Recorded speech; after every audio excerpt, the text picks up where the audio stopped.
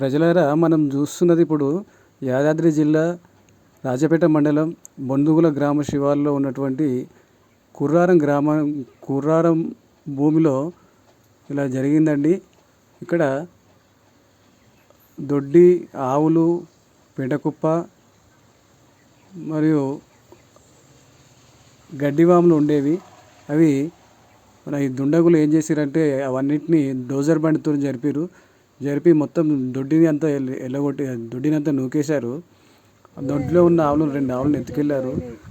ఇప్పుడు ఆ రైతు మాటలతో వాళ్ళ మాటలతోనే మనం విందాం. గొల్లూరు పవాకరు, ఇప్ప సంజీవులు, ఇప్ప ధర్మయ్య,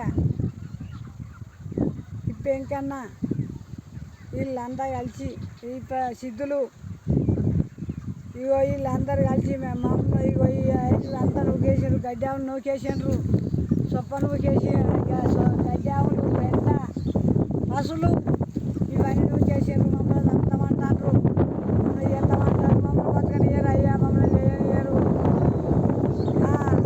వాళ్ళు లంచాలు తింటాండ్రు, లంచాలు తిని మమ్మల్ని నాగం చేస్తాండ్రు. బతకలేక నా కొడుకులు బతకపోతే మేముంటే మమ్మల్ని బతకనిస్తలేరు. బొందుగుల గ్రామానికి చెందిన ఇప్ప సంజీవులు ఒక గవర్నమెంట్ టీచర్ అయి ఉండి అధికారులకు, పోలీస్ ఆఫీసర్లకు లంచాలు ఇచ్చుకుంటూ ఇవన్నీ చేస్తున్నాడు. ఈ విషయము ప్రజలందరూ ఎక్కువ మంది షేర్ చేయండి. వీళ్ళకు న్యాయం జరిగేలా చూస్తారని కోరుకుంటున్నామండి. ఖచ్చితంగా మీరు ఎక్కువ మంది షేర్ చేయండి, న్యాయం చేయండి.